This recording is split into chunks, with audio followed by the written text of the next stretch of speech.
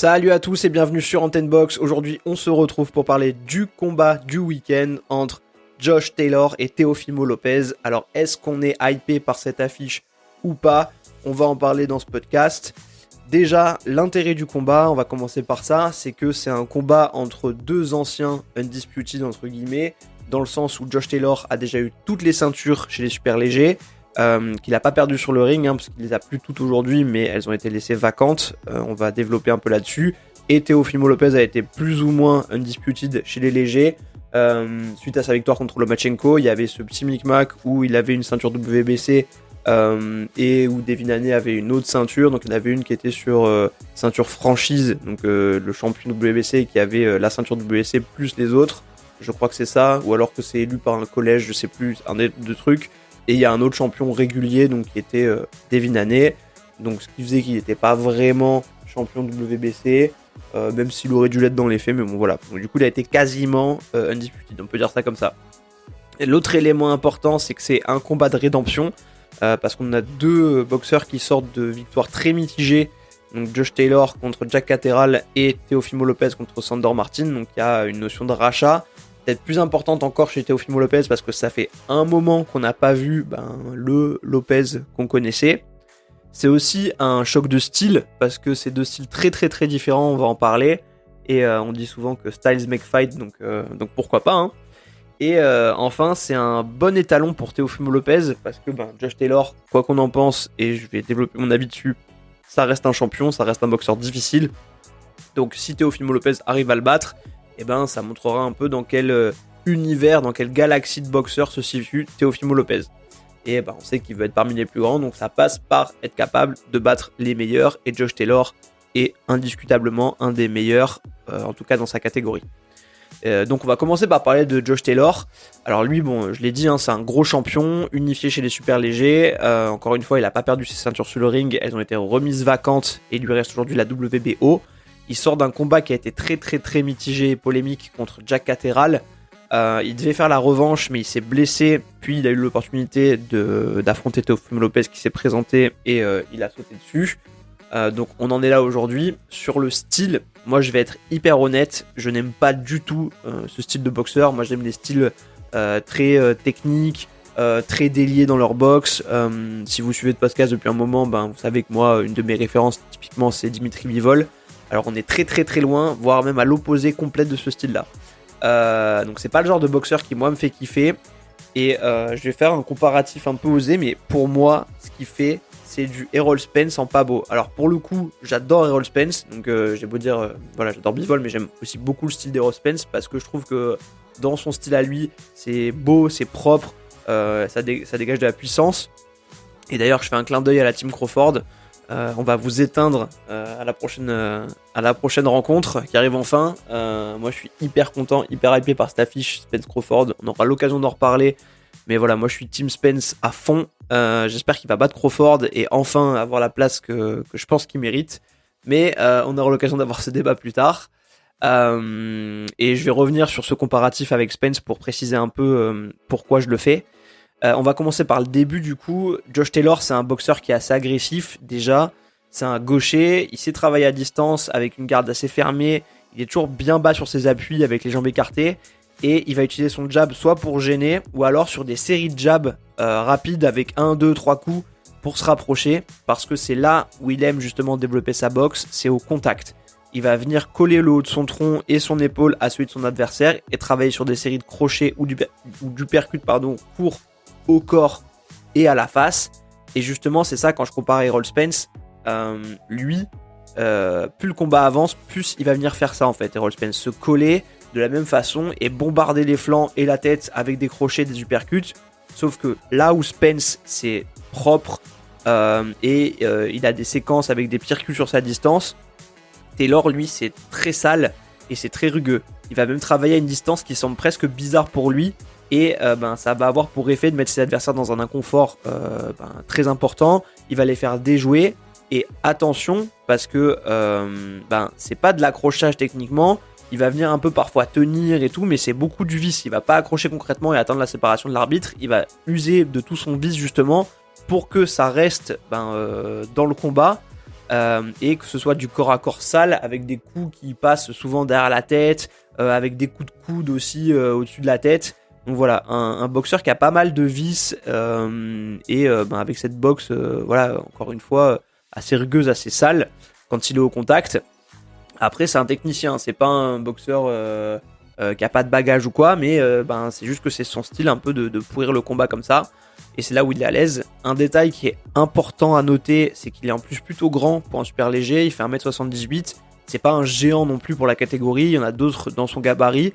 Mais sur cette KT, la norme, on est plus sur du 1m73, 1m75. Et pourtant, justement, il va pas profiter de cet avantage d'allonge parce que lui, ce qu'il va chercher, encore une fois, c'est ce corps à corps. Même s'il s'est jaugé à distance, son espace d'expression à lui, c'est vraiment à l'intérieur et au contact. Après, il faut dire qu'il est plutôt résistant. Il a pris un knockdown contre Cateral, mais il a bien résisté à Régis Prograis, qui lui, pour le coup, est un boxeur assez puissant, qui met beaucoup de KO. Il en a 24, je crois, sur ses 28 victoires, Régis Prograis. Donc, je pense pas qu'il soit particulièrement effrayé par le punch de Lopez. Taylor, pour le coup, lui, c'est pas un puncher, mais il a quand même de la puissance et il sait faire mal. Surtout sur l'accumulation des coups ou sur un bon uppercut, un bon crochet ou un bon contre. Là aussi, je vais développer. Et là où il est fort justement, c'est de venir éviter le direct avant à l'intérieur et de venir contrer tout de suite derrière avec son bras arrière. Et sur ce coup-là, il fait souvent très très mal. Après, en termes de défaut entre guillemets, on voit qu'il est assez vulnérable au crochet gauche par-dessus son bras avant. On l'avait déjà vu un peu contre Ramirez. C'était un très beau combat d'ailleurs ce combat-là. Si vous n'avez jamais vu de combat de Josh Taylor, c'est peut-être celui-là que je vous recommanderais. Mais on l'a beaucoup vu contre Cateral, où pour le coup il a encore pris beaucoup de crochets gauche un peu plongeants et qui l'ont énormément gêné. Et enfin côté Taylor, il y a un enjeu parce qu'il a récemment changé de coach. Il s'est séparé suite à son combat controversé contre Cateral, où beaucoup l'ont vu perdant, de Ben Davison, qui je rappelle a été le coach de Fury, qui est toujours le coach de Lightwood, qui sort d'une très bonne performance d'ailleurs contre Mauricio Lara. Donc on voit que c'est un coach qui s'est aussi adapté, parce que Lightwood s'était pas donné de retourner à la guerre contre Lara. Il a su bien gérer, garder à distance et mettre en place un game plan qui a été super bien exécuté.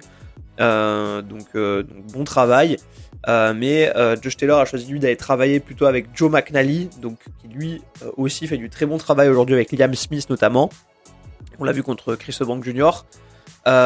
Et ce qui est intéressant, c'est que justement, on voit que Taylor, il a changé de coach après une contre-performance, malgré qu'il était déclaré gagnant, mais voilà, c'était polémique. Alors que beaucoup disent aujourd'hui que Lopez, lui aussi, devrait changer de coach parce qu'il a tendance à stagner, voire même à régresser, et que il continue bien en tête avec son père. Alors que on a l'impression que c'est peut-être pas forcément ce qu'il lui faut et que s'il veut continuer à progresser, il faudrait peut-être qu'il change d'environnement. Donc, et on voit que Lopez a été critique aussi vis-à-vis de Taylor d'avoir changé de coach. Donc on va voir un peu ce que ça donne si Taylor va arriver avec de nouvelles pas aptitudes, parce que tu changes pas non plus un boxeur en profondeur, mais avec un supplément d'âme ou quelque chose de différent par rapport à ce qu'il a fait contre Cateral, et nous proposer de nouvelles choses. La clé du combat, du coup, pour moi, ça va quand même être, est-ce que Teofimo Lopez va être capable de déjouer le style de Taylor? Parce qu'on le sait, du coup, c'est quand même Josh Taylor qui a le style le plus marqué. On sait plus ou moins ce qu'il va faire. Après, entre savoir ce qu'un boxeur va faire et être capable de le déjouer malgré tout, il y a quand même un gap. Pas tout le monde en est capable. Parce qu'une fois qu'on est face à l'expression d'un boxeur, c'est parfois difficile d'arriver à calquer ce qu'on avait voulu faire. La question, du coup, c'est comment est-ce qu'on casse ce style Josh Taylor? Et là, pour moi, il faut clairement s'inspirer de ce qu'a essayé de mettre en place Cateral. Il faut de l'explosivité, donc frapper vite sur une série rapide, explosive qui jaillit bien, et vite ressortir. Pas rester proche de Taylor et pas le laisser du coup venir se coller et être dans sa zone de combat préférentielle, ou alors faut accrocher, ce que faisait assez bien Cateral. Le jeu, c'est de toucher vite sur une série explosive et de ressortir en empêchant Taylor de casser le rythme. Est-ce que ça c'est la panoplie de Teofimo Lopez? Alors j'ai envie de dire oui et non. Sur le papier, Lopez il est capable parce que c'est justement un boxeur qui est explosif, qui a de bonnes combinaisons, notamment ce crochet gauche dont je parlais tout à l'heure, derrière en plus lequel il arrive à enchaîner derrière souvent. Il a de l'expérience contre les gauchers, il a combattu Loma notamment, donc, qui est un peu une référence en termes de gaucher, et son dernier adversaire, Sandor Martin, qui lui aussi était un gaucher. Après, Lopez, aujourd'hui, le vrai sujet, c'est qu'il y a beaucoup de questions autour de lui. Il a été beaucoup moins flamboyant dans ses dernières sorties depuis Lomachenko, donc Kambosos, Pedro Campa, il a gagné, mais bon, c'était pas un adversaire de ouf, et là, Sandor Martin, il a eu beaucoup de mal, et je pense que mentalement, il est assez friable, il a montré beaucoup de limites, et il peut vite se laisser déborder par ses émotions, et faire des erreurs dangereuses contre un boxeur comme Taylor, qui a beaucoup d'expérience. Et moi, je pense que Taylor, il peut très vite rentrer dans sa tête, seulement juste avec sa boxe, en le frustrant, en l'agaçant, et en poussant Lopez justement à se jeter, ce qu'il a tendance à faire en plus naturellement. Et pour le coup, si t'es ouvert sur tes coups contre un boxeur comme Josh Taylor, il va très vite te le faire payer en contre. Et on a vu que Lopez s'était déjà fait cueillir contre Kambosos, qui est en plus pas réputé pour être un puncher, et récemment par Martin. Et au-delà de ça, on voit aussi que Lopez, il a tendance à rester en place quand il déclenche ses séries. C'est pas un boxeur qui va ressortir derrière, comme je l'ai dit. Donc, est-ce qu'il va mettre assez de puissance pour faire reculer Taylor, ou est-ce qu'il va lui ouvrir la voie pour que Josh Taylor puisse venir boxer de près?